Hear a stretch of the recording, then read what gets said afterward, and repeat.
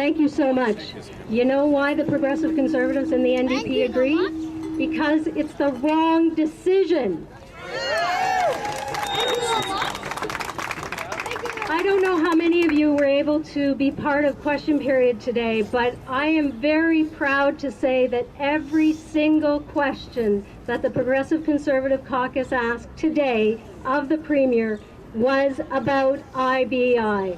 It does not end in 5, and we are not going to let it get away with this decision.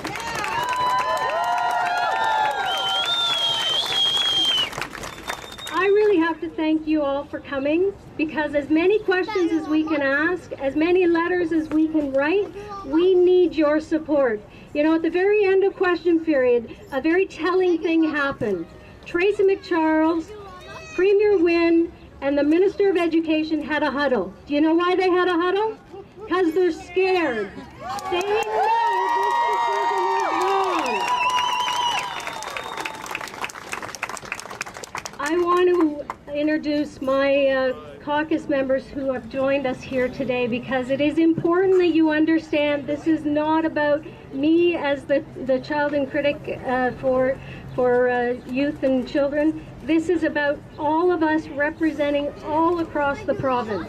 So the PC members who have joined us today are Vic Fideli, Tim Hudak, Lauren Coe, Julia Monroe, Bob Bailey, Todd Smith, Bill Walker, Ernie Hardiman, Rick Nichols, Steve Clark, Jeff Urich, Randy Pettipies, John Yakubuski, Jim McDonnell, Gila Marteau, Ted Arnott, Laurie Scott, Jim Wilson, and Randy Hillier.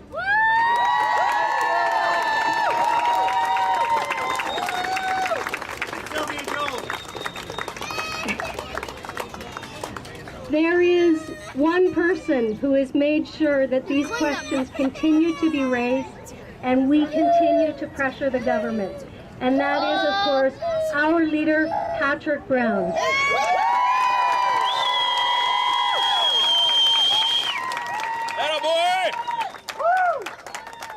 Well, thank you for all being here today. I want to thank our Ontario PC caucus for their ongoing work on pressuring the government on this unacceptable cut, and in particular to Sylvia Jones, who has been passionate, dedicated, and she will not relent, and we're so proud of Sylvia Jones' hard work.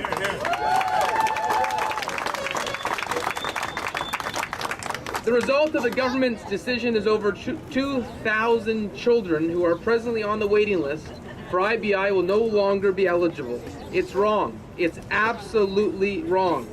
And I can tell you that we've been inundated with emails and letters from families who say this has a devastating effect that is just not right.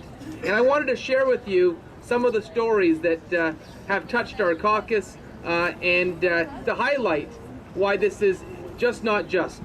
You know, I received an email from an Uxbridge woman describing the positive impacts that IBI therapy had on her young daughter with autism, Jolianne. The email said IBI therapy dramatically improved her communication skills, giving her the ability to make eye contact and to finally make friends. After 6 months of IBI therapy, Jolianne acknowledged her grandfather's presence for the first time by giving him a hug. Now the government has decided it can no longer afford IBI treatment for children over 5. It's shameful. There's no other way to describe it. It is shameful. You know, a woman told me about her son Charlie, who is 6 years old and has autism. Before beginning therapy, Charlie was almost nonverbal, not toilet trained, unable to feed himself, and was easily triggered by ambient noise. Charlie finally began IBI therapy 2 short months ago. As a result of the therapy, he is beginning to respond to sentences, and he's now able to eat on his own. Now they will no longer receive funding for therapy. In her words, I cannot describe the anguish of spending years watching my child fall behind while waiting for help, only to have hope ripped away when it finally arrives. I couldn't imagine the feeling that family has today. A father sent me an email that talked about how, after waiting for a year and a half, his son was finally moved up the IBI therapy waitlist. he was number 60. There was hope.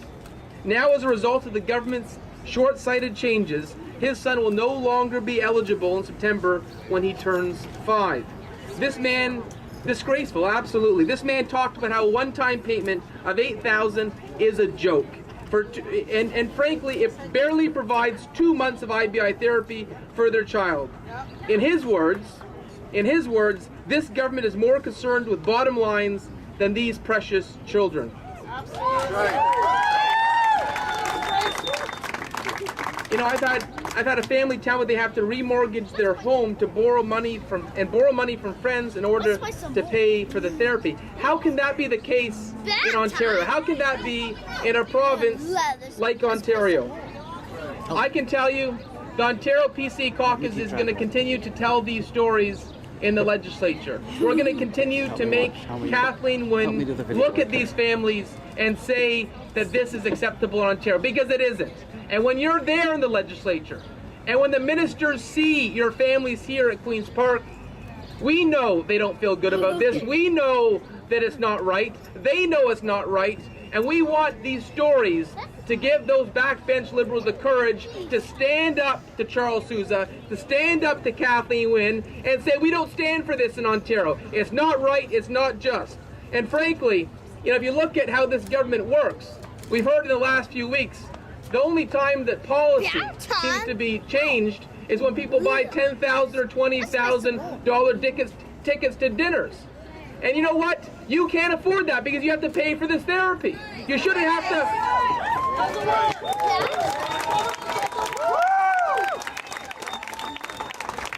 You shouldn't have to pay to change policy. It's the right thing to do. You know, we're proud to live in a province like Ontario, proud to live in a country like Canada, but we expect that we take care for those in need. You know, that is an Ontario duty. That's part of our history, and I can tell you, every single member of our caucus believes passionately in this.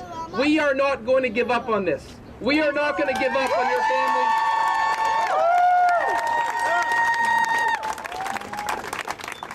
And I wanted to close by going a little bit further. And I know a lot of times people say, sure, criticize the government, but what would you do differently? I know there's a few cameras here today, so I wanted to say unequivocally, what I would do differently is we would fund IBI after 5.